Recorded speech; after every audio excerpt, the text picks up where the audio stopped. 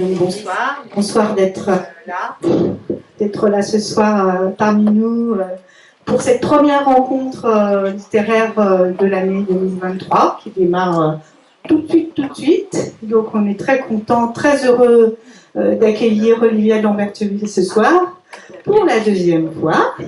Et oui, merci donc d'être là et d'être venu nous voir pour votre deuxième roman.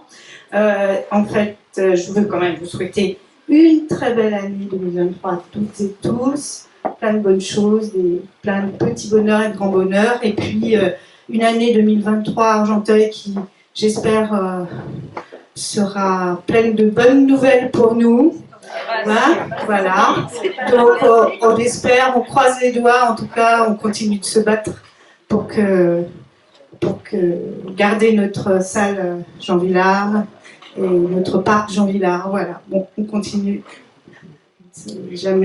On sait maintenant que rien n'est perdu, hein, et qu'on espère bien que ça sera même gagné cette année. Voilà, on croise les doigts. Et donc, voilà, et merci d'être venu pour cette rencontre sur le livre vraiment formidable, Comment font les gens d'Olivia Lamberteville, le livre qu'on avait adoré avec toutes les sympathies, qui était un livre bouleversant sur votre frère, et la rencontre était formidable ici. Et donc là, ce livre plus léger, mais plus léger comme ça, avec un style un peu enlevé, rapide, comme la vie trépidante de cette femme prise dans ses obligations de femme mariée, avec des enfants, avec un travail, tyrannisée à la fois par une nouvelle chef, l'éditrice donc, qui arrive et qui lui mène une vie impossible, et puis des enfants qui sont aussi un petit peu tyranniques malgré tout, et une mère incroyable, très très tyrannique aussi, bon, avec la maladie qui à la fois la rend à la fois terrible et si fragile, voilà. Enfin, la vie, quoi, la vie. En tout cas, un livre très, très drôle, mais parfois un peu cynique malgré tout. Et puis jamais trop sérieux quand même. Voilà, vous êtes tous qu'on aime, quoi. Voilà, merci beaucoup. Et puis, voilà, c'est parti. Merci beaucoup. Bon, bonjour, merci d'être là, nombreuses. Nombreux aussi. Je suis très touchée. J'ai été très touchée par l'invitation de Nicolas. Et comme je lui disais, je ne peux pas refuser une invitation de Nicolas. Et je serai là pour le 3e livre. Merci beaucoup, Olivia. Ça n'a pas été difficile de vous faire venir. Vraiment, vous étiez d'une très arrangeante et très, très gentille comme toujours. Alors, pour ceux qui paraissent extraordinaires, ne vous connaîtraient pas, vous êtes journaliste depuis une trentaine d'années maintenant, vous dirigez les pages culturelles et notamment livres de Elle. Vous intervenez aussi dans une chronique à Télématin, je pense que c'est une... Demain matin, 8h10. Et vous êtes un des piliers aussi du fameux Masque et la Plume de Jérôme Garcin. D'ailleurs, depuis la rentrée, vous n'interveniez pas à cause de la sortie du livre, vous ne vouliez pas mélanger les deux. Bon, alors on a la fois dernière, donc ce livre était plutôt, avec toutes mes sympathies, était plutôt un récit qu'un roman, un récit évidemment biographique, puisque ça tournait autour de l'histoire de votre frère. C'est un roman qui a beaucoup ému et qui d'ailleurs a eu un grand prix, comme vous voyez sur la bande. Et ce livre-ci, bien qu'ayant, je pense, quelques points communs avec le précédent, là est vraiment du côté de la fiction. On ne peut pas vous identifier complètement à la narratrice, et la forme est tout à fait différente. Alors on va regarder ça tranquillement, mais peut-être tout simplement, si vous en êtes d'accord, pour commencer, on peut peut-être lire le tout début. Bien sûr. Et en parler un peu après.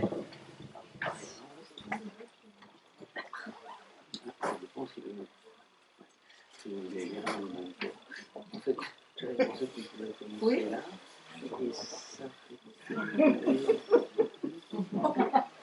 Quand vous en avez assez, vous me dites.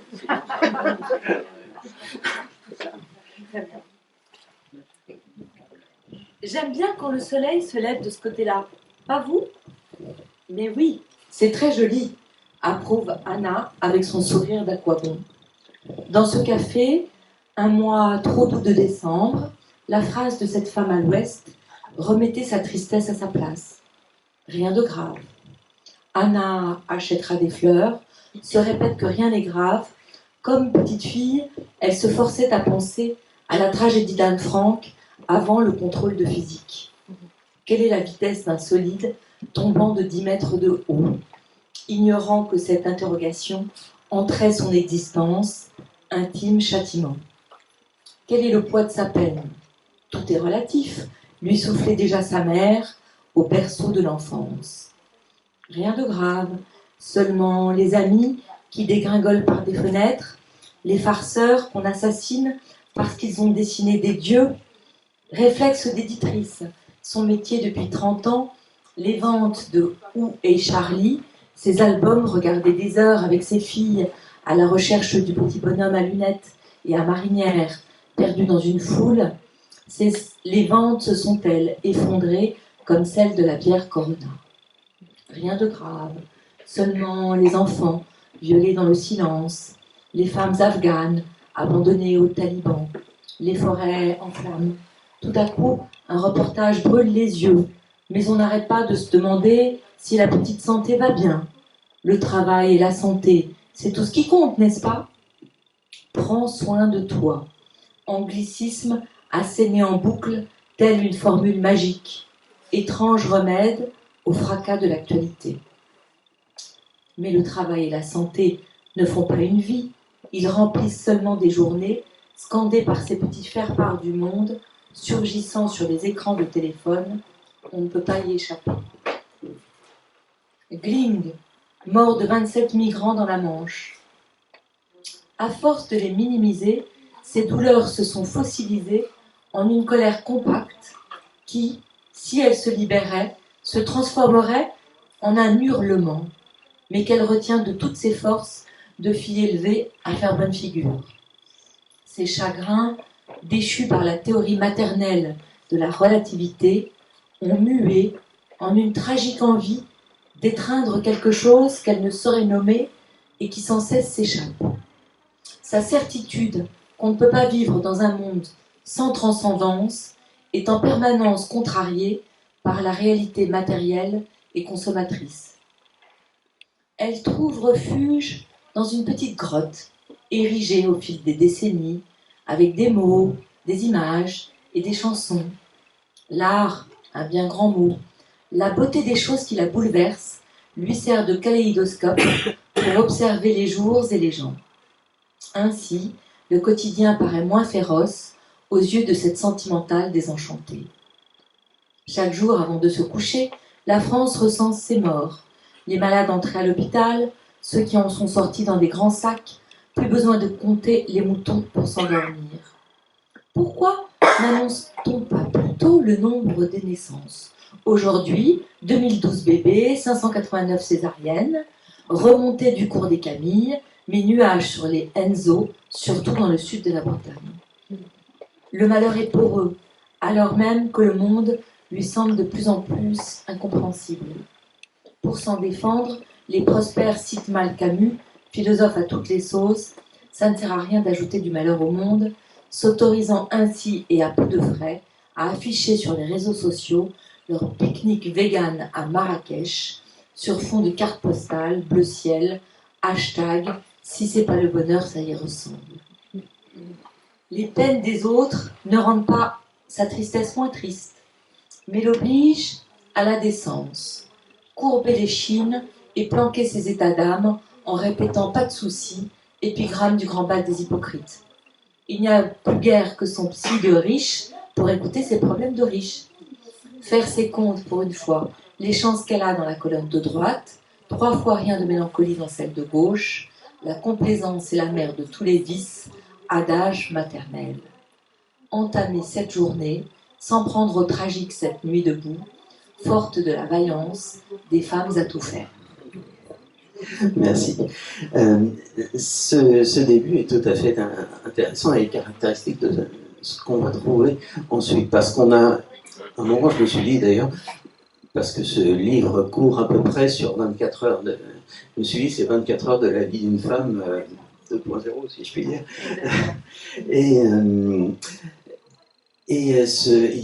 On sent dès le début que ce livre est fondé à la fois sur une sorte de monologue intérieur qui instaure une sorte de conversation avec le lecteur. Finalement, ça donne un sentiment de familiarité. Et en même temps, il y a tout un art de la digression, parfois même du coq à l'âne, du commentaire, etc. Alors, je voulais vous interroger, pour commencer, sur la structure du livre, parce qu'elle a une structure tout à fait originale. C'est que là, on commence par cette incipit. J'aime bien quand le personnage qui dit j'aime bien quand le soleil se lève de ce côté-là, ils sont à la terrasse d'un café, et vous faites une longue, un grand retour en arrière depuis la veille au soir, qui nous emmène jusqu'à la page 79 quand même, où on retombe sur la même phrase, la phrase de l'incipit, et le récit se poursuit comme ça.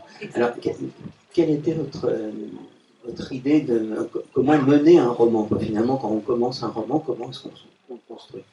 Et c'était bien ça d'ailleurs l'enjeu, puisque comme vous l'avez dit, le premier livre était un récit où je n'avais rien inventé, où au contraire j'étais dans le plus strict respect de la réalité, puisque je racontais mon frère et que je voulais que ce soit la vérité très très vraie et nue.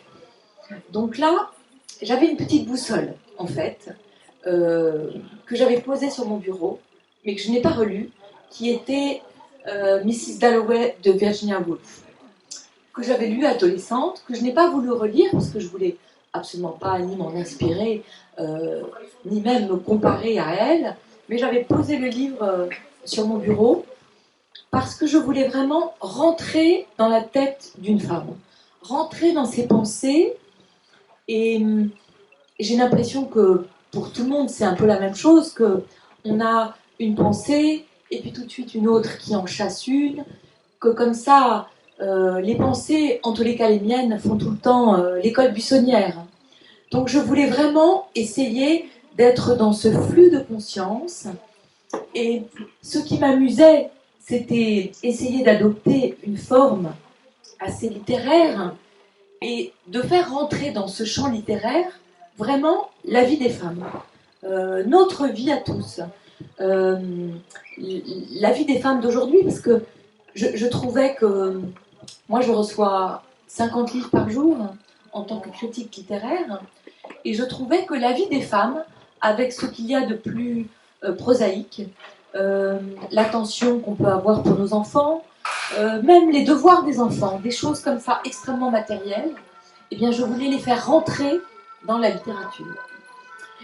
Au début, j'avais une idée qui était complètement folle, c'est que je savais que je ne voulais pas de chapitres, mais au départ, je ne voulais même pas de paragraphes. Et puis j'en ai parlé à mon éditeur qui m'a dit n'oublie pas ton lecteur. Et c'est vrai qu'il ne faut jamais oublier le lecteur. Donc j'ai mis des paragraphes, mais je n'ai pas mis de chapitres parce qu'il me semble que ça n'allait pas avec la forme que je voulais donner au livre. D'ailleurs, il y a un horizon à cette lecture dès qu'on commence, c'est l'annonce du dîner du soir avec sa fille aînée qui a quelque chose à lui annoncer. Donc ça, c'est une chose à laquelle on revient toujours et qui nous mène jusqu'aux dernières pages. Oui, parce qu'en fait, on pense que c'est très désordonné, mais en fait, ça ne l'est pas du tout. En tous les cas, dans la structure que j'ai faite, j'ai essayé d'être... en fait, il y a une construction, mais vous l'avez repéré parce que vous êtes un fin lecteur. Hein. Il y a des phrases qu'on retrouve. C'est comme... J'ai semé des petits cailloux, voilà, comme le petit pousset, pour qu'on ne se perde pas trop, que le lecteur ne se perde pas trop en chemin. Alors, peut-être est-ce qu'on peut parler un peu de Anna, donc c'est la narratrice, qui est, alors, on nous a dit qu'elle a 53 ans, elle travaille dans l'édition depuis une trentaine d'années, enfin depuis 30 ans en gros, et elle est, donc, bon, enfin bon, on va parler un peu de sa vie, mais elle a peut-être aussi, ce qui est curieux parce que 53 ans n'est pas un âge quand même bien vieux, mais elle est un peu coincée entre deux générations qui sont celle de ses enfants, de ses filles en l'occurrence, et celle de sa mère. Et est-ce que c'est un hasard? Alors je commence sur vraiment un petit détail, mais est-ce que c'est un hasard que le récit commence au début du mois de décembre? Est-ce que c'est pas parce qu'elle-même, elle a un peu l'impression d'être au début de l'hiver? Oui, c'est tout à fait ça. Vous avez tout à fait raison. Dans cette espèce de décembre bizarre où il fait trop chaud, où les Pères Noël ont trop chaud dans la rue. Oui, de toute façon, c'est un livre sur le temps, effectivement. Parce que je voulais vraiment parler d'une génération spécifique qui est la mienne, hein, mais qui est coincée entre une génération de féministes historiques, qui sont des femmes que j'ai adorées, que j'ai beaucoup interviewées pour le journal Elle, aussi bien Gisèle Halimi que Simone Veil, et que ma maman de journalisme à elle, qui est peut-être une dame que vous avez lue dans le Elle, qui était Marie-Françoise Colombani, enfin qui est toujours Marie-Françoise Colombani, que j'adore et qui m'a vraiment, moi je suis arrivée toute jeune journaliste à Elle, et c'est elle qui m'a formée. Et puis la génération d'aujourd'hui, des jeunes filles d'aujourd'hui, ces féministes très radicales, qu'on dit woke, dont on parle beaucoup. Et puis un jour, une de ces jeunes filles m'avait dit: oh ben vous, votre génération de cinquantenaires, vous avez été un peu le ventre mou du féminisme. Et j'avais été furieuse, hein, parce que j'avais l'impression qu'on n'était pas du tout molle, et qu'au contraire, on s'était battu pour beaucoup de choses, alors peut-être avec moins de flamboyance que les jeunes filles d'aujourd'hui. Donc, ça m'intéressait de parler de cette génération-là. D'ailleurs, on a dit tout à l'heure qu'elle était éditrice, elle est, quand même, on voit qu'elle est dans un milieu, enfin en tout cas culturellement assez privilégié. Je suppose que c'est pour ça d'ailleurs que la première phrase du livre, c'est j'aime bien quand le soleil se lève de ce côté, elle est du bon côté du trottoir, comme on dit, de celui-ci, dessus. Et, mais enfin bon, c'est un détail. Et moi, ce qui m'a beaucoup intéressé dans la lecture que vous venez de faire, c'est la litanie qu'on retrouve dans le livre des ce n'est pas grave. Parce que, évidemment, ça nous évoque un peu dans le livre précédent ce que vous disiez de notre éducation ou de leur complainte, de ne pas se plaindre, de ne pas expliquer, etc. Bon, là, c'est pas tout à fait la même chose, mais il y a un petit rapport entre les deux. Et aussi parce que finalement, se dire rien n'est grave en même temps, dans la même phrase où on énonce toutes les catastrophes qui nous tombent dessus dans une journée, qu'on perçoit par les infos, par le téléphone, etc. Ben, ça m'a fait penser à quelqu'un de très célèbre, un beau confrère, qui a utilisé le même procédé, un peu, c'est Voltaire dans Candide, tout simplement. Il nous dit tout le temps que c'est un bon confrère. Tout va mieux dans le meilleur des mondes, et puis il se passe que des horreurs pendant tout le livre. Et je me suis demandé si de ce point de vue-là, ce roman qui est vraiment un roman, on pouvait aussi peut-être le lire comme un conte. Je pense que oui, ça me plaît beaucoup, cette idée-là, parce que le côté rien n'est grave, alors effectivement, il est dans mes gènes. Moi, j'ai été élevée comme ça, rien n'était grave. Vraiment, le plus grave que c'était, on me disait prendre l'aspirine, ça va passer. J'ai été élevée avec l'idée que ça allait passer. Et je trouve ça très sain d'ailleurs.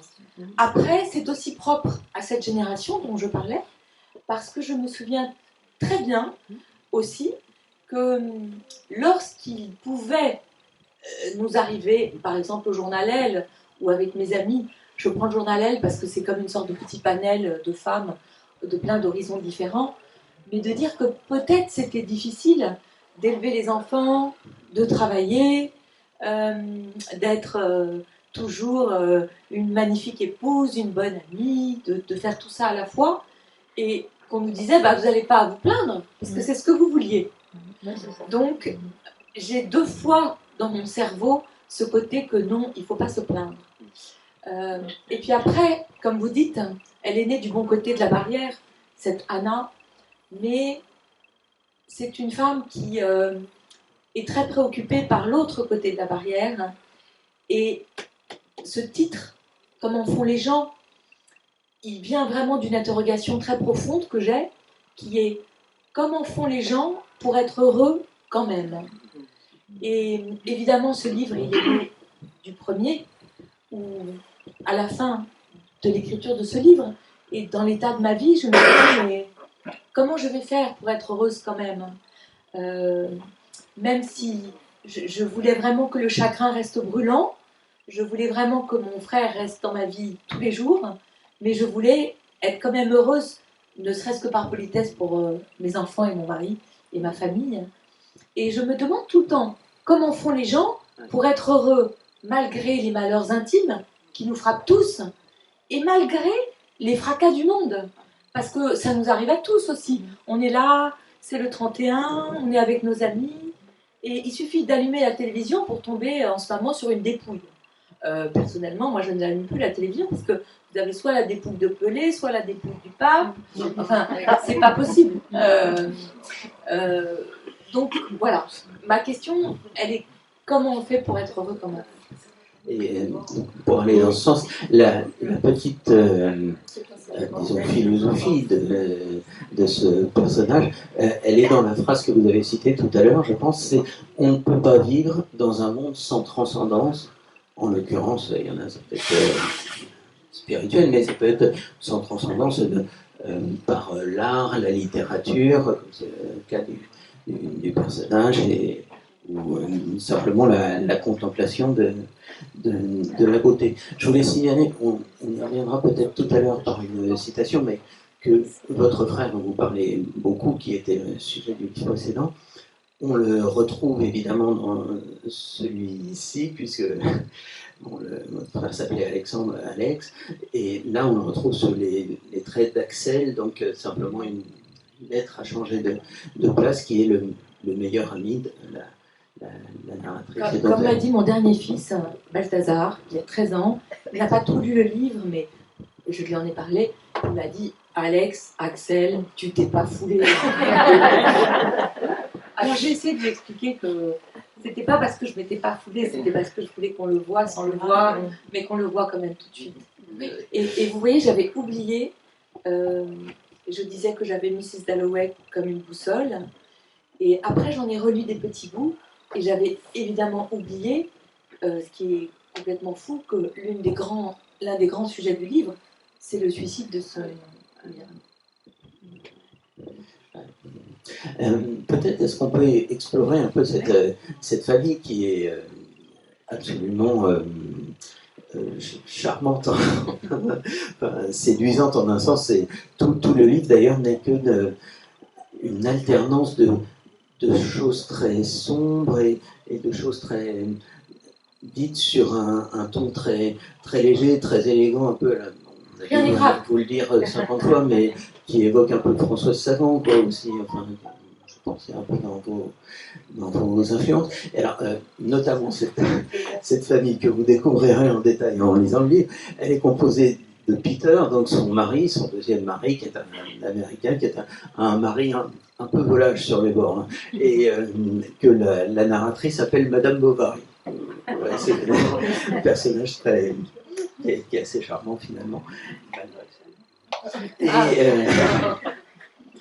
Et ces trois filles. Et ces trois filles, tiens d'ailleurs, j'ai oublié de vous dire un truc, de vous montrer autre chose tout à l'heure. Et ces trois filles qui sont intéressantes parce qu'elles sont chacune d'un âge différent. Une de 13 ans, une de 16 ans et une qui est beaucoup plus vieille que les deux autres, qui est dans dans les 33 ans, je crois, et qui est celle qui doit venir dîner à la fin du livre, dont on attend la venue. Alors, c'est curieux parce que leur prénom, c'est Joyce, Félicité et Allegria. Donc, Allegra. Et donc, elles portent dans leur nom, si je puis dire, le contraire du nom d'Anna, qui, je ne sais pas quelle était votre idée en choisissant ce prénom, mais peut nous faire penser à d'autres personnages, notamment, ça m'a fait penser à, comme vous parlez d'Woody Allen, Anna et ses sœurs, parce que c'est un peu Anna et ses filles aussi. Et ça, dans la littérature, ça peut aussi nous faire penser à Anna Karenine, heureusement. Elle ne termine pas comme elle, mais il y a quand même... Elle est plus joyeuse. Voilà, une histoire un peu comme ça. Et donc, moi, ce qui m'a particulièrement séduit dans ces trois filles, c'est les différents niveaux de langage. C'est-à-dire que chacune parle à sa façon, comme d'autres personnages d'ailleurs, et l'effet très, très amusant, bien souvent des dialogues qu'elles ont avec leur mère, et du décalage entre le langage des adolescents ou des jeunes, et la façon dont répond la mère, et notamment il y a plein d'expressions qu'on rencontre beaucoup aujourd'hui, enfin, pas de soucis, c'est trop stylé, tranquille, etc. D'appeler sa mère... frère. Oui, frère. Voilà, c'est ça, d'appeler sa mère frère. Mais oui, parce que je me suis beaucoup amusée avec ces dialogues, et vous avez raison, je voulais vraiment que ça sonne le plus juste possible, et que ce soit vivant. Alors moi, je n'ai pas de filles, j'ai 3 fils, donc je me suis beaucoup amusée à m'inventer des filles, à écouter, à regarder, mais c'est vrai que je me suis servie du langage j'ai un fils adolescent, et pendant 1 mois, il n'avait plus que 2 mots. Je lui disais « Comment s'est passée ta journée ?» Il me répondait « Tranquille. » Et je lui disais « Bon, bah, très bien, alors maintenant peut-être tu peux ranger ta chambre ou faire tes devoirs. » Alors c'était soit je gère, soit c'était flemme. Et en fait, avec flemme et tranquille, ça pouvait répondre à toutes les situations. Je gère, et aussi, je dois dire, très utilisé par son petit frère. Donc, moi qui ai un souci du langage, de la langue, je dois dire que parfois, ça me désespère un peu. Mais c'est pas particulier aux jeunes, parce qu'il y a aussi des expressions un peu plus d'époque que vous notez plus loin, par exemple, dire les seniors pour les vieux, ou alors crever le plafond de verre. Alors ça, c'est un truc qu'on entend sans arrêt à tout propos. Crever le plafond de verre. Ah oui, bien sûr. Ah ben, je me suis beaucoup amusée à essayer d'épingler les tics verbaux de l'époque. Et le coup des seniors, c'est venu pendant le confinement beaucoup, où tout d'un coup, tous les journaux télévisés, vous aviez une présentatrice ou un présentateur avec l'air inspiré qui disait « nos aînés et nos seniors ». Alors, senior, pour moi, c'est un truc de TGV, enfin de SNCF. Et je trouve ça, en fait, assez grave, parce que je me souviens très bien que quand j'étais petite, j'écoutais plein de chansons avec mon père, et toujours encore d'ailleurs, et on écoutait Brel, on écoutait Aznavour, et on disait les vieux, et c'était pas une insulte de dire les vieux. Et je pense que quand on nomme pas les choses, ça veut toujours dire qu'il y a un problème derrière. Mona Ozouf, que j'ai interviewée, que j'adore, elle me disait « Je suis vieille, et je veux qu'on dise que je suis une vieille. » On ne dit pas... on dit les jeunes, on ne dit pas d'ailleurs les personnes jeunes. Alors ça lui déplaisait beaucoup qu'on dise les personnes âgées.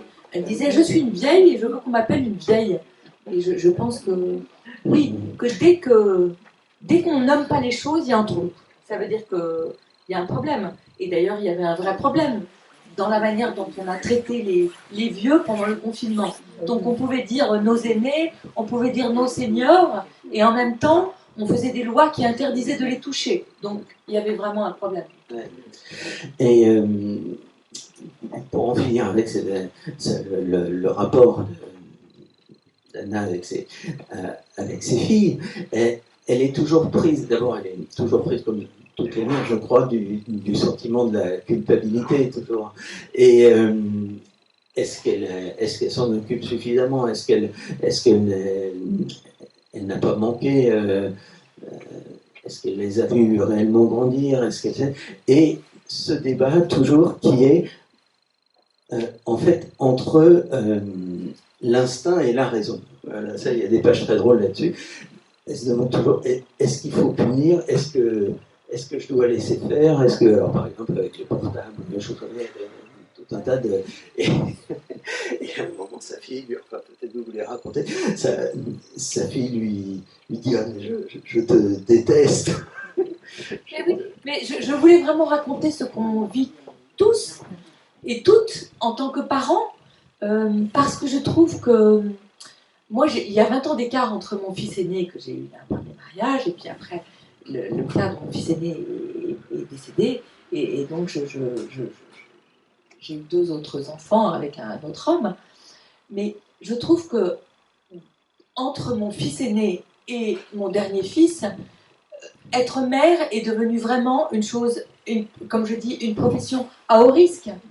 Parce que, alors évidemment, ce qui a tout changé, et ce que je vomis tous les jours, ce sont les portables et les réseaux sociaux.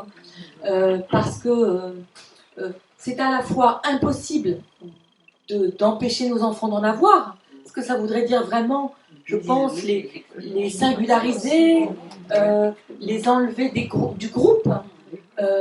Comme moi, je ne regardais pas la télévision et je me souviens, j'arrivais le lendemain à la récréation et les petites filles, elles parlaient de trucs que je ne comprenais pas. Je trouvais que c'était très horrible. Enfin, très horrible. Là, je pense que ça serait pire de ne pas leur donner le téléphone. Mais en même temps, qu'est-ce qu'on fait quand on voit la une du Parisien un jour sur 2, c'est un enfant qui est harcelé à l'école et que les réseaux sociaux sont les coupables. Je ne parle pas aussi de... Moi, j'ai nourri mon fils, j'ai l'impression à peu près convenablement avec mon instinct de mère qui disait peut-être un peu de viande, un peu de légumes et tout. Aujourd'hui, un jour, j'avais mis Yuka, cette application, sur mon téléphone. Et là, tout d'un coup, vous faites Yuka avec des trucs conçus pour les enfants que vous leur donnez tous les jours, avec la vache Kiri ou avec Kiri, et tout d'un coup, vous avez 2 sur 100. Et donc, ok, je suis donc en train d'empoisonner mon enfant. Donc, comme je dis, oui, pour être mère aujourd'hui, il faudrait être nutritionniste, psychologue. C'est vraiment très compliqué. Alors, est-ce qu'effectivement, on écoute son instinct et on se dit, bon, bah là, je pense que si je leur donne ça, ça va aller à peu près? Ou est-ce qu'il faut alors écouter tous les conseils qu'on nous donne? Et là, moi, je deviens zinzin parfois. C'était aussi un livre que j'avais envie d'écrire pour faire rire, parce que quand je lis 49 sur 50 livres que je reçois chaque jour, je ne ris pas. Donc je voulais trouver, je trouvais, bon, et puis c'était aussi pour essayer de déculpabiliser, de décomplexer, de rassurer. En fait, on fait ce qu'on peut, et puis bon, c'est pas si mal. Et d'ailleurs, vous parliez du temps tout à l'heure, la grande question c'est de courir après le temps. D'ailleurs, vous dites courir, c'est la profession des femmes, quel que soit leur métier.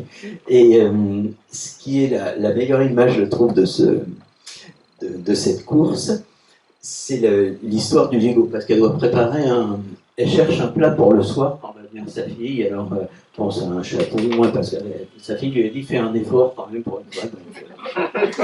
Alors toute la journée, elle réfléchit, elle cherche des recettes faciles, etc. Et à un moment, elle se décide pour un gigot, et elle cherche un gigot de 10 heures, donc un gigot de 10 heures, qui cuit en 20 minutes. Et je me suis dit, mais voilà, c'est ça. En fait, elle cherche à résoudre un peu la quadrature du cercle.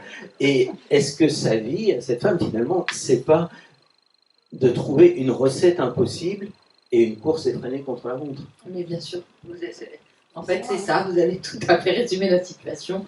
Comment faire un gigot de 10 heures en 20 minutes? Bon, effectivement, ça ne marche pas. Enfin, en tous les cas, je n'ai pas essayé.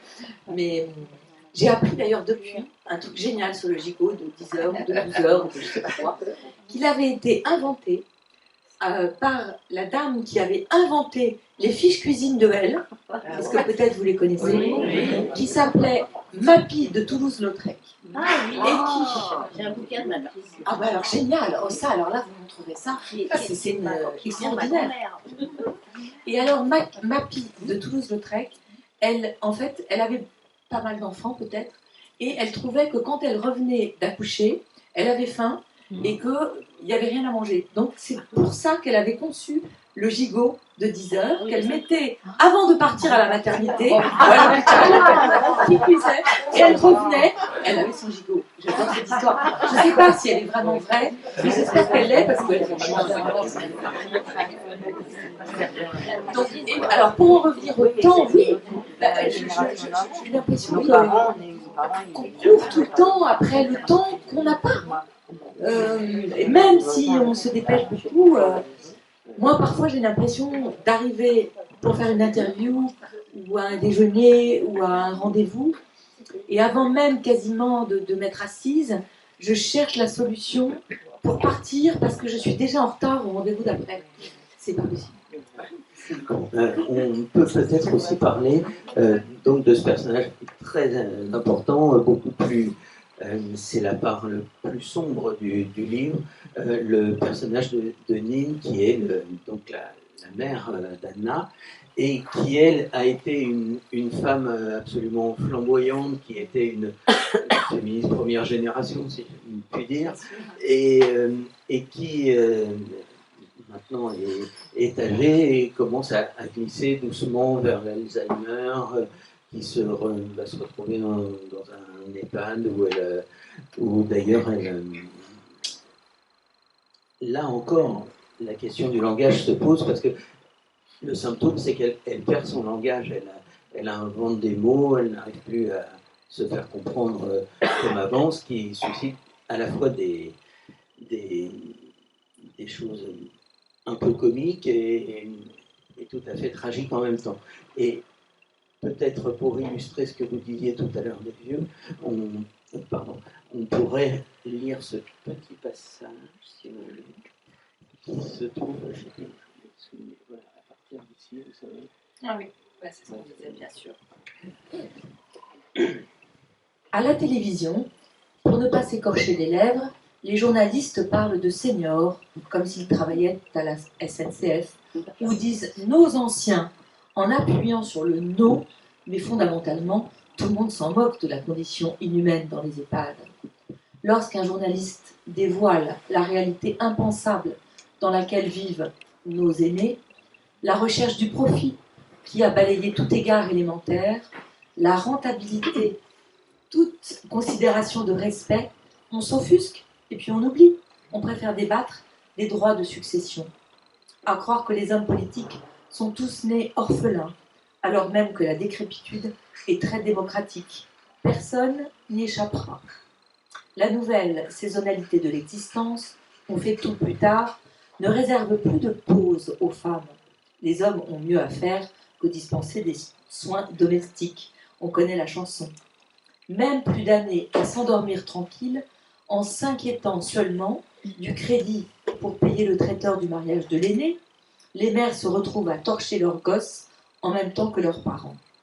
Anna rêve d'un répit, mais autant chercher des enfants moches sur Instagram, cela n'existe plus. Mais parce que c'est propre à cette génération-là de cinquantenaires, j'ai appris depuis que ça s'appelait la génération sandwich. C'est que comme effectivement c'est une génération qui fait ses enfants, aujourd'hui je crois que l'âge du premier enfant c'est 31 ans. Donc vous faites vos enfants, vous avez vos enfants de plus en plus tard, pour peu qu'ils soient atteints du syndrome de Tanguy, c'est-à-dire qu'ils partent eux-mêmes de plus en plus tard, ce qui est aggravé par les conditions économiques, puisqu'aujourd'hui trouver un logement pour un jeune c'est quasiment une mission impossible. Vous avez vos enfants très tard chez vous. Et donc vous vous retrouvez effectivement à vous occuper de vos parents, dont vous devenez le propre parent en fait, et de vos enfants en même temps.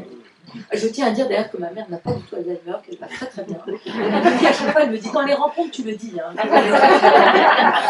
Elle ne perd pas du tout la tête, elle est mariée depuis 50 ans, elle a fêté ses 50 ans de mariage. Voilà. Après, évidemment que je me suis inspirée de choses autour de moi. Et d'ailleurs, bon, là, le passage montre bien combien les mots, le vocabulaire, en quelque sorte, montrent le peu de cas qu'en fait, justement, des anciens et des vieux. Mais je me demande si cette déconsidération, elle ne se retrouve pas aussi, vous me dites si c'est polémique, mais entre les différentes générations de féministes. Parce que, par exemple, cette femme qui, elle, est de la génération des Gisèle Halimi, de Elisabeth Badinter, tout ça, elle se retrouve quand même un peu méprisée, disons, par la génération MeToo. Bien sûr, je voulais aussi raconter ça, cette manière de vivre le féminisme de manière très différente par ces trois générations.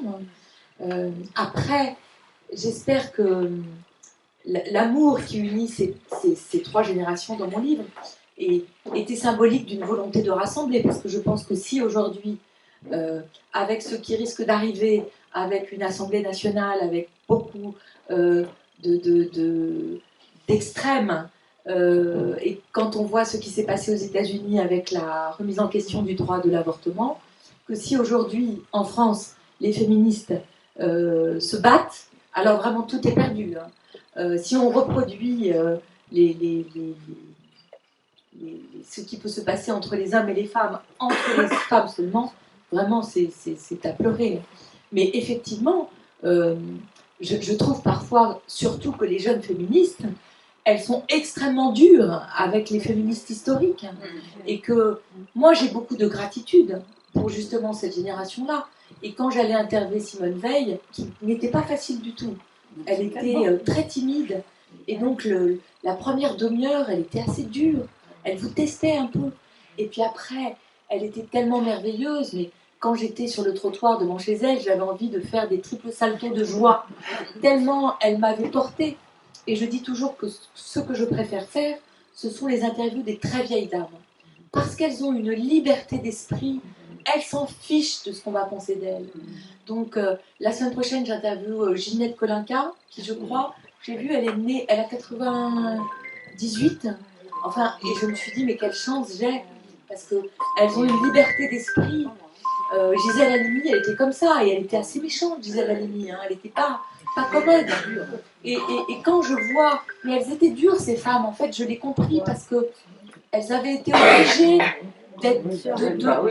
d'avoir tellement d'énergie et tellement de colère pour arriver là où elles étaient, qu'effectivement, elles étaient dures. Donc, même Françoise Giroud, que j'avais interviewée aussi, elle était très difficile.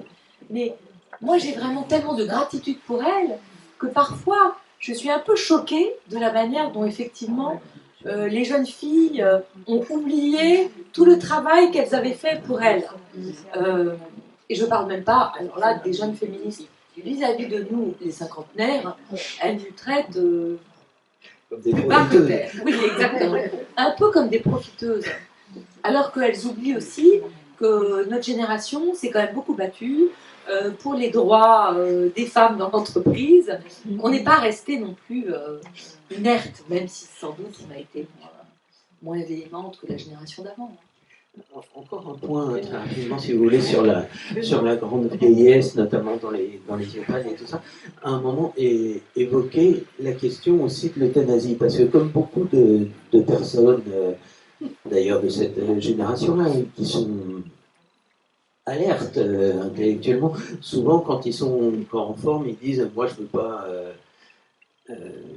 dire de façon trop dégradée ».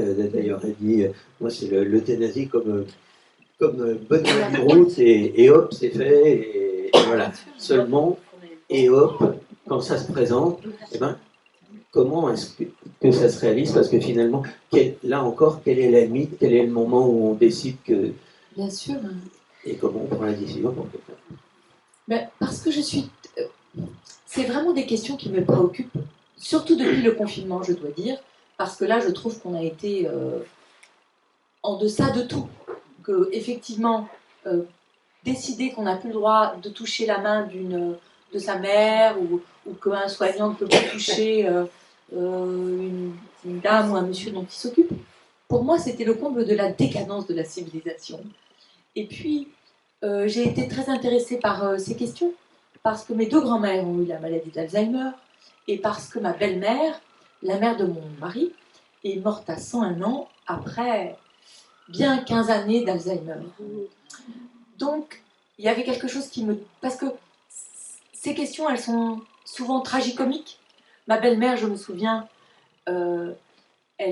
pendant 15 ans, elle m'a appelée du nom de la première femme de mon mari. Elle m'appelait Lolotte. Donc, j'avais décidé que c'était pas grave. Que je trouvais que finalement, c'était assez drôle. Et donc, elle arrivait, elle ne savait absolument pas qui j'étais. Elle venait déjeuner chez nous tous les dimanches. Elle ne savait absolument plus qui était son fils, mon mari. Et puis, elle voulait quand même garder la tête haute. Je trouvais ça merveilleux. Je lui disais, comment ça va, Mané? Et là, tout d'un coup, elle me sortait des choses. Elle me disait, eh ben, ça va pas mal, ma chérie. Et sans me vanter, j'ai joué au golf cette semaine et je me débrouille encore vachement bien. Alors elle allait de sa chambre à sa salle à manger. Hein. Sa sortie, c'était venir chez ses enfants. Et je trouvais ça vraiment bouleversant, cette manière qu'elle avait.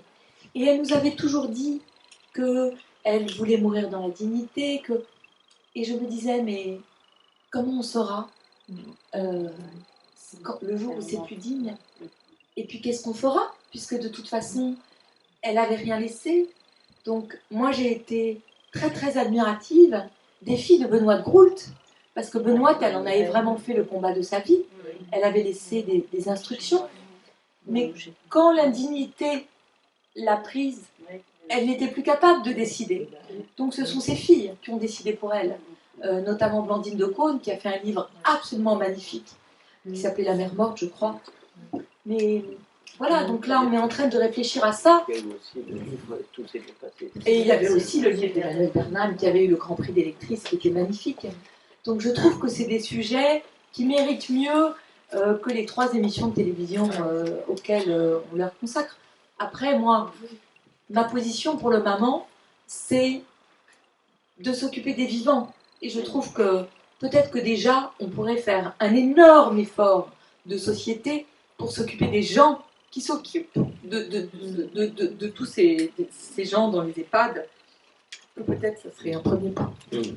D'ailleurs, il y a encore un tabou sur la mort, et à propos d'Axel, j'aimerais vous lire, essayer de lire peut-être correctement ce petit passage qui dit, voilà. Annan, donc c'est à propos de son ami Axel qui s'est jeté par une fenêtre, qui s'est suicidé. Bon, Anna ne se remet pas. Lourde de questions sans réponse. Axel s'est envolé avec son mystère. Elle l'implore souvent de lui montrer la voie, de lui envoyer un signe. Mais la loi impitoyable des vivants lui enjoint de chérir son ami en silence, sous peine d'être accusé de morbidité ou de complaisance. Les morts sont comme les vieux, l'époque n'aime pas trop ça. Et finalement, le seul moyen qu'elle a pour lui parler, c'est d'écrire. Exactement. Et comme toutes vos questions l'ont vraiment très finement montré, c'est au travers de ces 24 heures de la vie d'une femme, je voulais essayer de soulever ces sujets de société qui sont si délicats. Et effectivement, combien de fois j'ai entendu cette phrase maladroite que j'allais pas penser toute ma vie à mon frère. Eh bien si, j'y penserai toute ma vie. Et Amélie Nothomb, que j'aime beaucoup, qui a écrit, je trouve, un très beau livre sur son père mort. Et elle avait dit une phrase un jour qui m'avait semblé très bizarre. Je ne comprenais pas très bien ce qu'elle disait. Elle disait « On est responsable de nos morts ». Et puis, j'ai trouvé qu'en fait, cette phrase était très belle et que oui, on est responsable de nos fantômes. C'est à nous d'entretenir leurs souvenirs. Et moi, je trouve que ce n'est pas du tout morbide de parler des gens qu'on a aimés. même si c'est difficile dans les familles. Le silence recouvre toujours les familles, les morts des familles, mais moi je me force même dans ma propre famille à, à toujours rappeler le souvenir de mon frère, même si parfois c'est douloureux. Et je trouve que la société, oui, elle est... De toute façon, la société est assez nulle avec les morts. On l'a dit, tous ces personnages représentent comme une avalanche de langages, de différents langages. Chacun parle un peu sa langue et son... Et il y a une dernière catégorie qui se rapproche un peu de la famille d'Anna, ce sont ses copines, ses amies qu'elle réunit en cas de grande crise, comme avec son mari volage quand elle découvre des textos compromettants, qu'elle réunit au café Baudelaire. Et alors là, je me suis dit, mais c'est quand même toutes ces amies qui tiennent conseil, qui lui remontent le moral, et surtout qui commentent beaucoup ce qui se passe et qui disent ce qu'il faut faire. En fait, c'est comme c'est le cœur antique, c'est le cœur et le cœur en même temps des femmes qui se réunissent, qui parlent et qui finalement non pas édictent la loi, mais enfin tirent la morale de tout ça. Oui, j'aime beaucoup le cœur des femmes, j'aime beaucoup cette notion. C'était très important pour moi de parler de l'amitié féminine. J'ai l'impression que le livre de Elena Ferrante, L'amie prodigieuse, que vous avez peut-être lu, a fait beaucoup de mal à l'image de l'amitié féminine. Parce qu'on y parlait évidemment de jalousie et de rivalité. Et moi, c'est quelque chose que j'ai peu expérimenté dans ma vie. Et pourtant, je travaille avec des femmes depuis très longtemps. Et je trouve que l'amitié féminine, dans une société qui demande aux femmes d'être toujours parfaites, eh bien, est justement le lieu où on a le droit d'être défaite. On a le droit d'être à nu. Je trouve que, et plus encore qu'avec un ami garçon, où il y a quand même toujours un peu l'idée qu'il faudrait rester séduisante. Et moi, j'ai malheureusement pas beaucoup de temps pour mes amis. Alors c'est vrai qu'on passe notre temps à s'écrire des textos et qu'on essaye de se les écrire plutôt bien. On fait un effort d'écriture. Et que c'est vraiment quelque chose de très, très, très, très, très précieux dans ma vie. De cet humour, Vous parliez tout à l'heure du temps qui passe. Il y en a un que j'ai volé à une amie de texto, où un jour je m'étais réveillée et dans la glace, j'avais vu ma mère. Vraiment. Et alors, ça ne me pose pas tellement de problème parce que j'adore ma mère, que je la trouve très belle, tout ça. Mais en même temps, j'avais une impression de faire un saut d'une génération. Et donc, j'avais mis un texto tout de suite à une amie en lui disant « Waouh, ce matin, je me suis réveillée dans la glace et j'ai vu ma mère. » Et du tac au tac, elle m'avait répondu cette chose très drôle. Elle m'avait dit « Mais tu as de la chance parce que moi, quand je me regarde, je vois mon père. » Alors, je m'étais dit « Je préfère voir ma mère. » Et oui, je trouve que c'est quelque chose de très précieux, l'amitié féminine. C'est quand même... Alors, elles ne me font pas la morale, mais on essaye de se sortir de toutes les situations compliquées par des groupes comme ça. Une qui est très drôle, qui lui dit c'est formidable, tu as découvert la tromperie de ton mari, parce que là, pendant 1 mois ou 2-3 mois, il va être homme en faute et un homme adorable. Il va être oui, Monsieur Bovary. Voilà. Donc il y a plein d'autres rapports avec justement les rapports des femmes entre elles, et notamment des choses qui sont peut-être plus anecdotiques, mais on peut parler en 2 minutes si vous voulez. Notamment par exemple les mères, le groupe de mères des élèves de l'école. Enfin, il y a un groupe de mères qui sont des sortes de superwoman de l'éducation et qui, comme on dit, investissent sur leurs enfants et qui sont des sortes de monstres, enfin qui sont obsédés par la performance. Voilà, c'est ça. Et elles ont toutes une sorte de rites, choses comme ça. Et Enfin, c'est quand même, j'ai pas l'impression que Anna soit obsédée par la performance. Non, elles sont malheureusement, ces pauvres mères, le reflet de la société. Mais ça aussi, c'est une chose qui a énormément changé. En 20 ans, je ne me suis jamais occupée des devoirs de mon fils aîné. Il avait un cahier de texte. S'il avait besoin d'aide, évidemment, je lui donnais. Mais aujourd'hui, vous avez des devoirs qui sont mis en ligne. Je sais pas, vous avez école directe. C'est horrible. D'ailleurs, c'est horrible pour les enfants. Enfin, je trouve. Elles ont. Parce qu'on peut pas. Il me semble qu'on ne peut pas donner uniquement comme horizon à nos enfants les notes. Or, maintenant, en fait, on apprend les notes de nos enfants sur des logiciels avant même qu'ils aient eu le temps de rentrer à la maison pour nous les annoncer. Donc, cette espèce de petit chemin qu'on a tous connu quand on était petit, qu'on rentrait de l'école et qu'on inventait comment je vais lire. Donc en fait, le meilleur truc, c'était de dire que le prof était fou, ou alors que tout le monde avait raté. Et en fait, maintenant, on ne peut plus dire ça puisque vous êtes informés avant même votre enfant de ses notes et de la moyenne de la classe. Et en fait, je trouve ça horrible. Moi, je ne veux pas savoir les notes des autres enfants. Et donc tout ça entretient une espèce de culte de la performance. Bon, et puis après, c'est difficile de dire à votre enfant que quand il a une mauvaise note, que c'est très bien. Vous ne pouvez pas lui dire ça non plus. Donc moi, je navigue sans cesse entre c'est pas grave, voilà, tu feras mieux, mais il faut en finir avec ces histoires de notes. Parfois, mon fils, un jour, il m'avait ramené une copie, il avait 18. Donc il était très content, un truc de français. Je le lis, il n'y avait que du rouge partout. Et je me suis dit, mais heureusement que je sais que tu as 18, parce que sinon, il n'y avait que des choses négatives.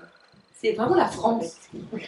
Il y a plein d'autres figures de petites rencontres qu'elle fait comme ça, notamment d'une vieille dame à la terrasse du café qui commence à lui raconter sa vie, enfin, vous découvrirez tout ça.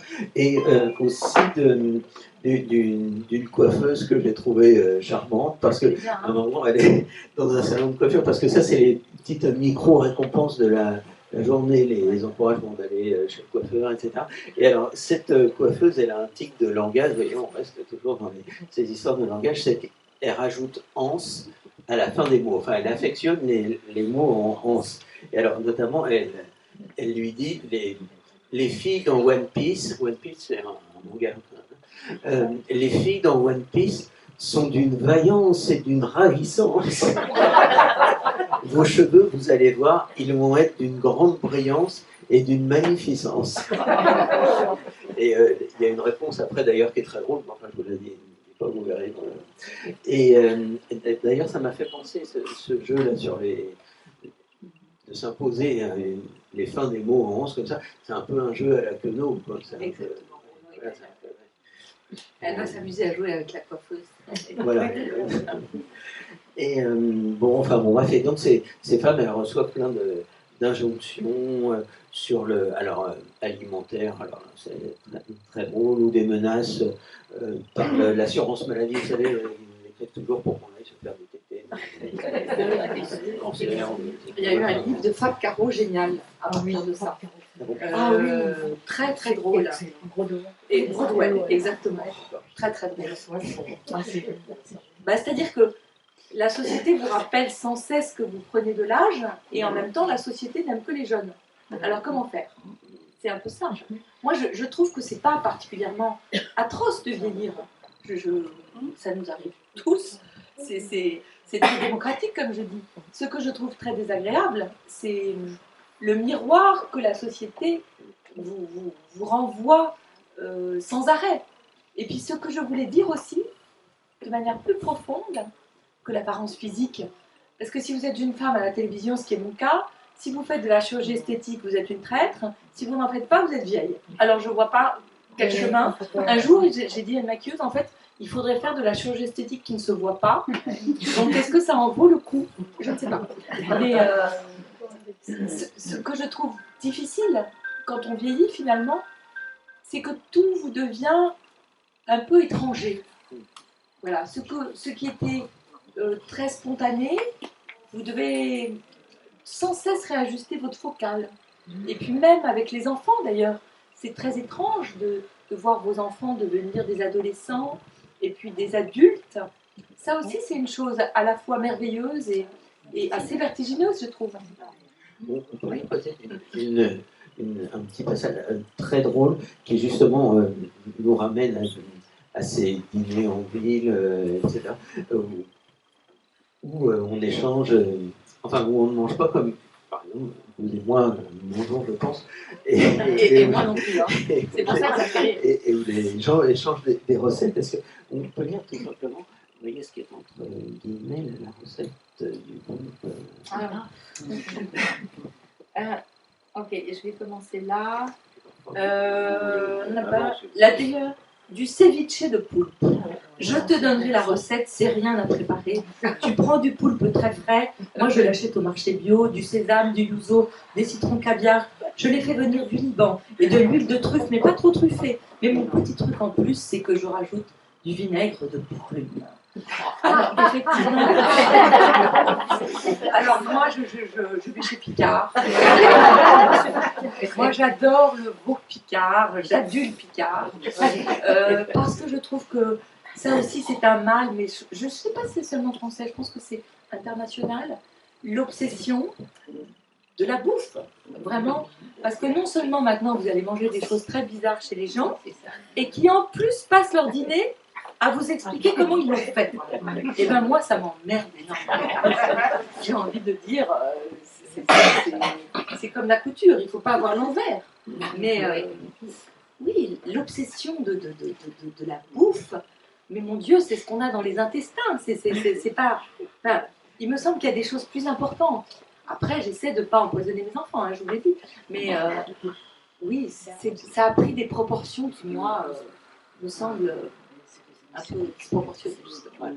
Et alors, il y a un grand thème qui sera peut-être le dernier grand thème qu'on vous apportera dans ce livre, c'est le monde de l'édition. Parce qu'évidemment, elle est éditrice, vous êtes critique littéraire, et dans ce livre, on trouve vraiment beaucoup de réflexions, beaucoup de choses amusantes, mais aussi beaucoup de choses désespérantes, je trouve, sur le monde de l'édition, dans lequel Anna travaille plus ou moins depuis 30 ans. Et il y a une déperdition, enfin quelque chose qui se perd dans le monde de l'édition, c'est la littérature, tout simplement.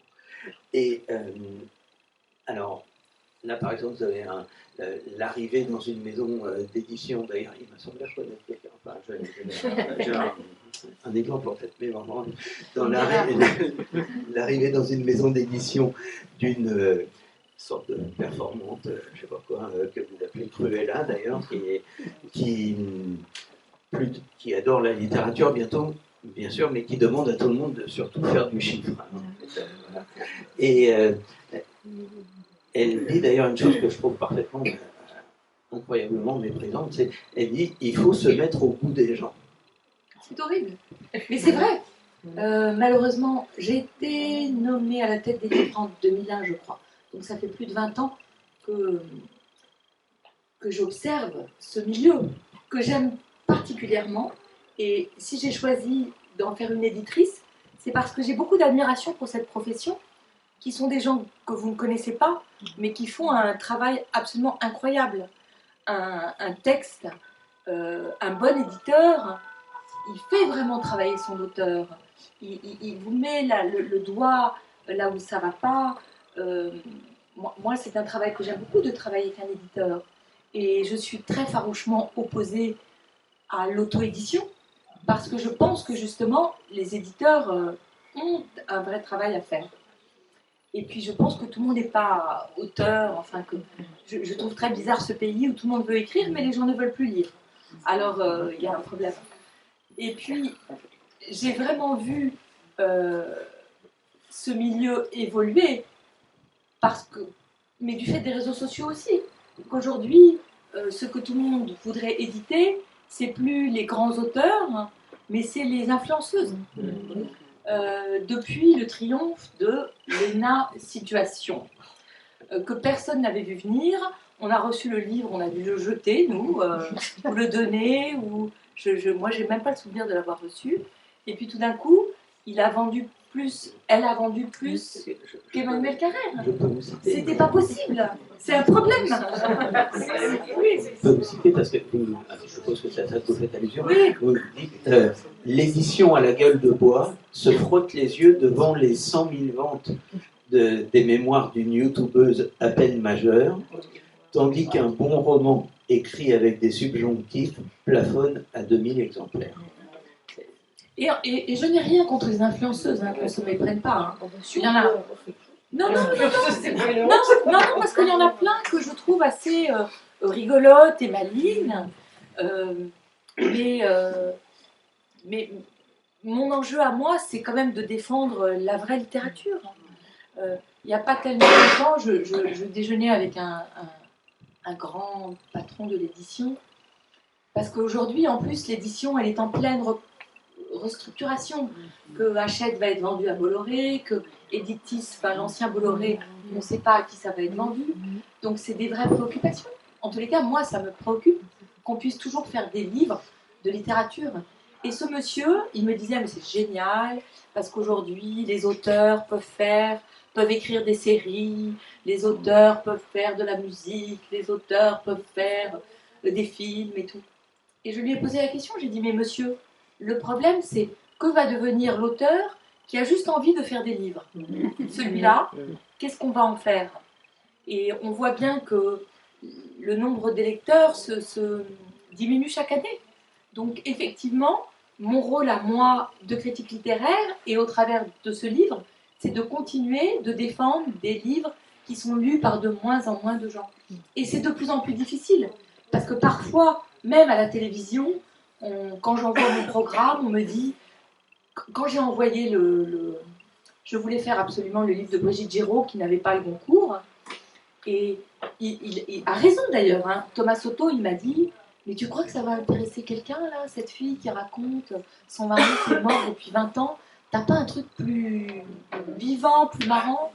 Et je me suis battue, je lui ai dit non, j'ai pas de truc plus marrant dans mon magasin là en ce moment, et je trouve que c'est très intéressant comme livre parce que ça parle à tout le monde.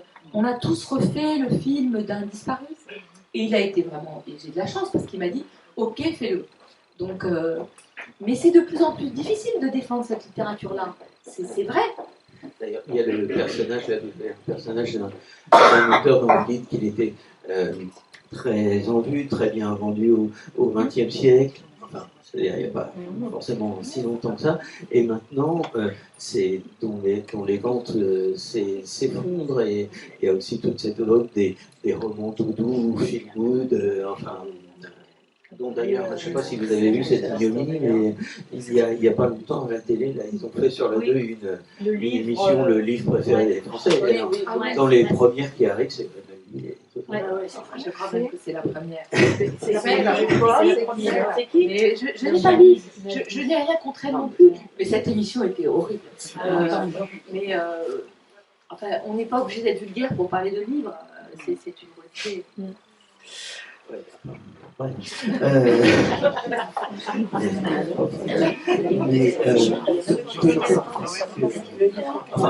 Après, tout le monde n'est pas obligé de lire non plus, hein.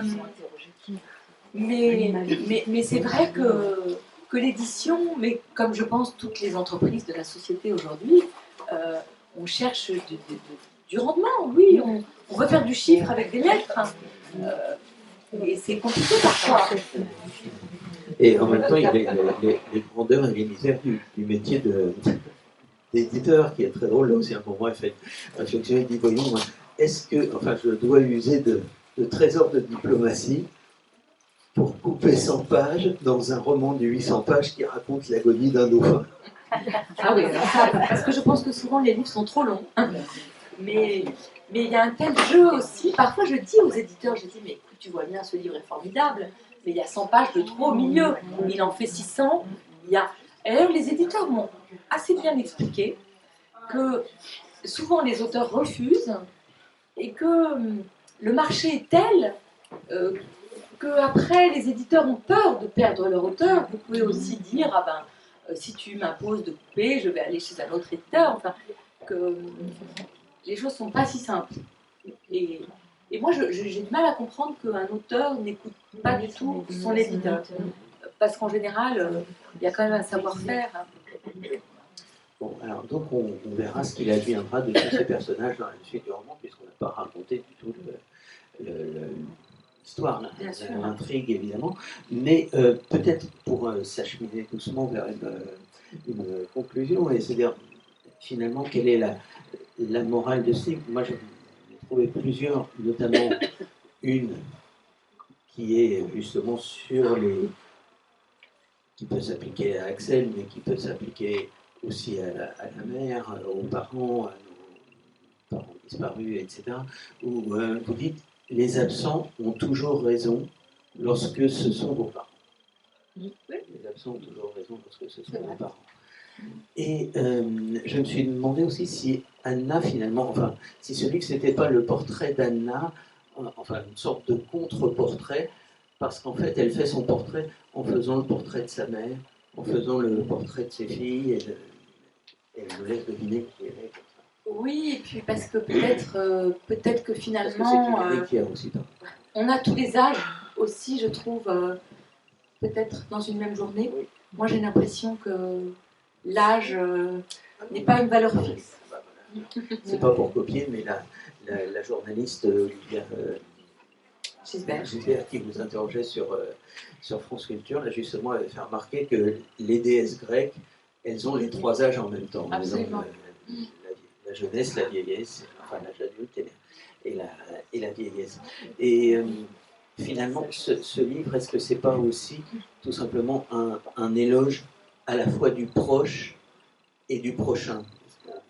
Le proche et le prochain, et finalement... Oui. Un jour, j'avais interviewé Emmanuel Carrère, que j'aime beaucoup, et qui m'avait dit que lui-même il citait, je me demande si c'était pas, mais il le citait mal, donc je vais le citer encore plus mal, mais c'est pas grave, vous allez comprendre quand même. La philosophe peut-être Simone Veil, il disait que le monde se divise entre les gens pour qui les autres existent et ceux pour qui les autres n'existent pas. Et je pense, alors vraiment que c'est... Dans ma famille, on adore jouer aux divisions du monde. Le monde se divise entre... Et je trouve que cette division du monde, elle est vraiment très pertinente. Et que effectivement, même sa profession d'éditrice, c'est un souci des autres, oui, effectivement. Et je pense que Anna, c'est quelqu'un qui fait peu cas de ses chagrins, ou finalement d'elle-même, et qui se projette toujours dans les autres gens, oui. Dans ses proches et ses prochaines. Oui, elle va vers, et c'est la grande leçon du livre, vers ce qui est différent d'elle, différent de soi, et d'ailleurs, elle disait à un moment, l'entre-soi dessèche. Oui, je pense aussi sincèrement ça, et je pense que ce qui fait le sel de journées très compliquées, ou de vie parfois tristes, c'est justement ces espèces de petites rencontres insolites. Dans le livre, il y a un monsieur que j'appelle le général Dourakine, et c'est un monsieur qui existe vraiment dans mon quartier, qui est un petit monsieur que j'ai imaginé russe, alors qu'en fait il n'est pas du tout russe, un jour j'ai parlé avec lui, mais il a toujours une sorte de manteau de fourrure, et il est un peu, on ne sait pas très bien, il est border, et j'adore le rencontrer, j'adore parler avec lui. Parfois il me raconte des choses complètement insensées, et je pense toujours qu'il faut... Je deviens insensée avec lui. Si quelqu'un écoutait la conversation, ça serait vraiment surréaliste. Et j'adore ça dans la vie. J'aime ces rencontres-là avec des gens inattendus. Et je pense qu'il faut être très attentif à ça. Que justement, même si on court à toute allure, il faut être attentif aux mots, il faut être attentif aux autres. En tous les cas, moi, c'est vraiment... Mon mari, il dit toujours que... Alors là, il faut être très vieux pour comprendre cette référence. Il dit c'est la rue Gamma, qui était une vieille publicité où on parlait à tout le monde.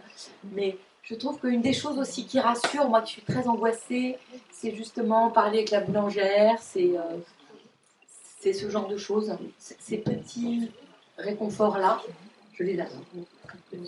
Merci beaucoup. Et avant de terminer par un petit conseil de fin d'émission, si vous plaît, on va se tourner vers le public parce que si vous avez des questions à poser ou des interventions à faire, surtout n'hésitez pas. C'est le moment. Voilà.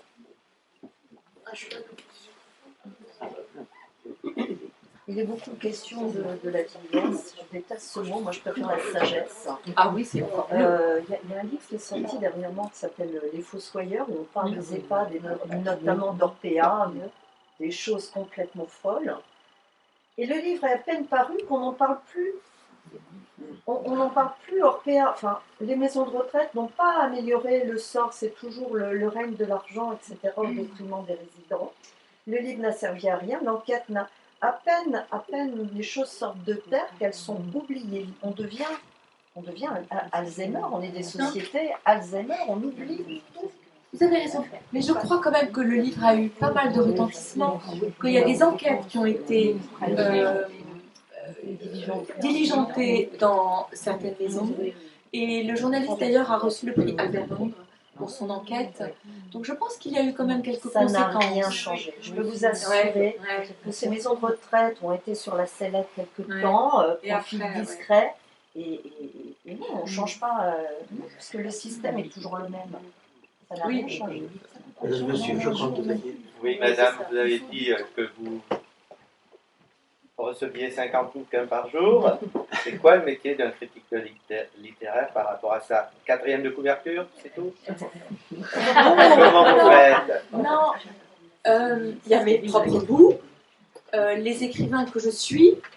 Je trouve qu'il faut avoir une politique d'auteur quand vous êtes critique. C'est-à-dire, moi j'aime Nancy Houston, donc si je reçois un livre de Nancy Houston, je le mets sur la bonne pile. Après, je travaille aussi avec une équipe à elle, donc nous partageons des livres suivant nos goûts et nos envies. Et puis, c'est une chose qui est toujours très compliquée à expliquer, mais je travaille en étroite collaboration et qui n'est pas du tout une collusion ou une malhonnêteté avec les éditeurs, justement. Parce que les éditeurs, vous savez, ils sont très... En fait, ils savent très bien qu'ils ne publient pas que des chefs-d'œuvre. Et je comprends aujourd'hui, j'ai mis presque 20 ans à comprendre qu'un éditeur, il publiait aussi des livres mauvais, parfois pour des bonnes raisons. Parce que justement, ils ont des politiques d'auteur, et puis vous aimez un auteur, vous publiez un livre qui marche très bien, un autre qui marche très bien, des livres très bons, et puis tout d'un coup, cet auteur, il divorce, il perd sa mère, il perd l'inspiration, il fait un livre moins bon. Et bien, je trouve qu'il y a une élégance de l'éditeur à publier quand même ce livre en se disant que le prochain sera meilleur. Mais l'honnêteté des éditeurs, elle consiste à me dire à moi, allez voir ça, c'est vraiment bien. Et souvent d'ailleurs, les éditeurs me mettent des mails, ou m'appellent, ils me disent, lis ça, c'est un chef-d'œuvre. Si l'éditeur est malhonnête et que le livre n'est pas du tout un chef-d'œuvre, qu'est-ce qui va se passer? La prochaine fois qu'il me donnera une recommandation, je ne la suivrai pas. Donc en fait, c'est un peu un milieu où on a tous assez intérêt à être honnêtes les uns avec les autres. Bon, et puis après, je ne peux pas tout lire. On se le disait avec Nicolas. Là, il y a des livres que je n'ai pas lus de septembre, que j'ai toujours envie de lire. C'est une espèce de course permanente. Mais il y a vraiment le seul reproche que je fais aux éditeurs, mais qui dépend du système en France, c'est qu'il y a beaucoup trop de livres. Et qu'il y a un moment, il faudra s'arrêter, parce que c'est impossible. Et c'est de la casse pour tout le monde. D'ailleurs, en librairie, enfin, Catherine pourrait en parler mieux que moi, quand la rentrée de janvier arrive, les malheureux livres qui sont parus en septembre, sauf s'il y a un libraire derrière qui vraiment les défend, ils doivent repartir. Même avant. Et même parfois avant, voilà. Un livre, il a 3 mois. Mais là, il y a plus de livres en janvier qu'en septembre, j'ai entendu. Il faut sortir en janvier. Quelqu'un d'autre a une question, une intervention à faire?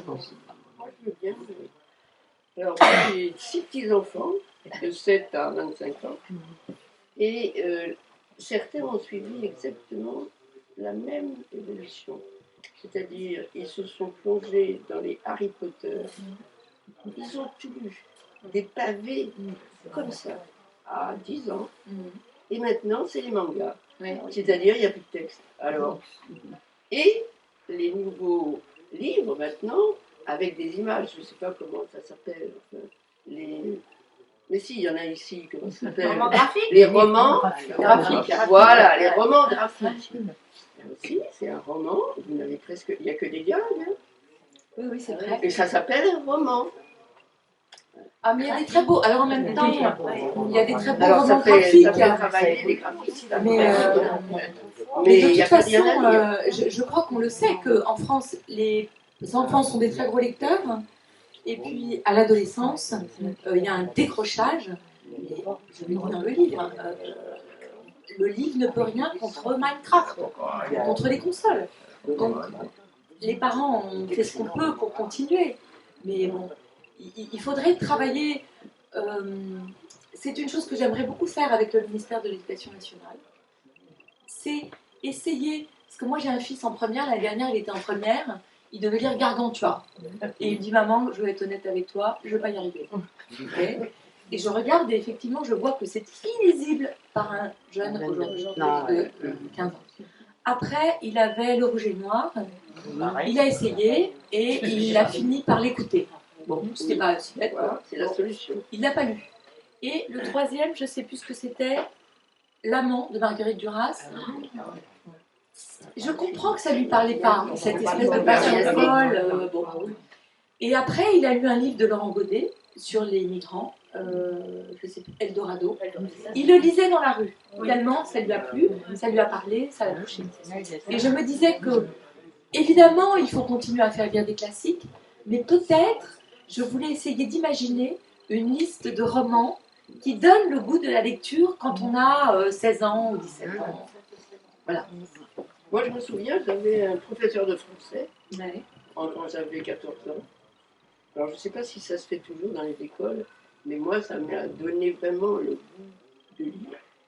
Elle lisait en classe. Ah ben c'est génial. Et elle lisait des pièces. Et je me souviens qu'elle nous a lu Les Précieuses Ridicules. Mais elle pleurait de rire. Et tout le monde riait. Mais est-ce que les professeurs continuent à lire en classe? Ça donne le goût.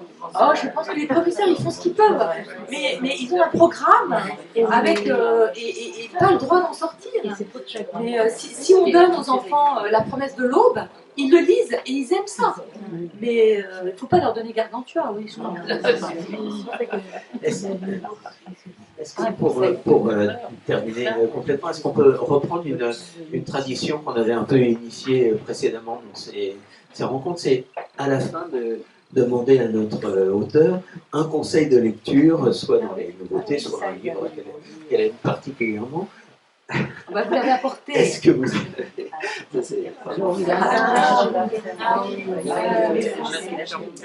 Les Fragiles, c'est un récit Jérôme Garcin, donc, qui est vraiment mon ami et du Masque et la Plume.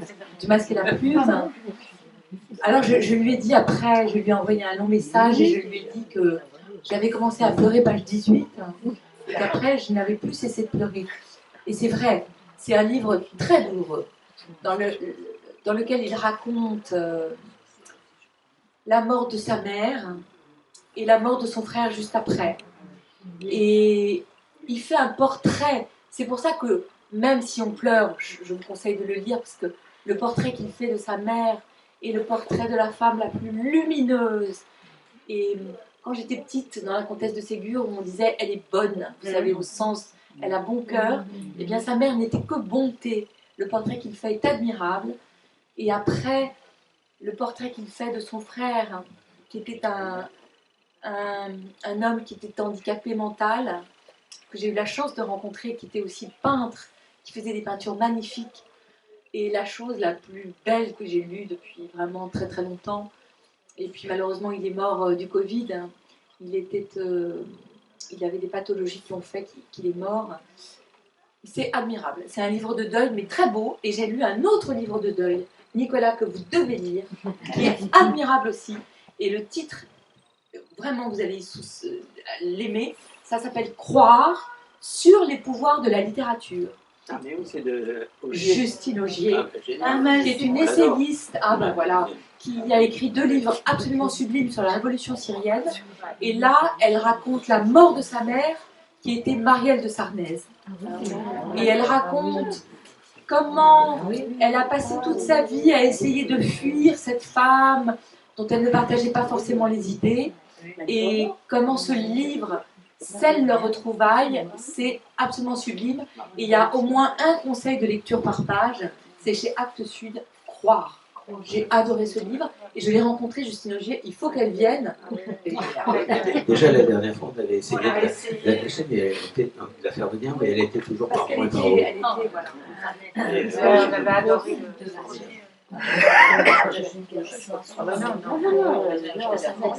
magnifique, le dernier hiver du cycle. Très bon. Sur ces bons conseils, on peut peut-être vous prendre une idée. Merci à vous.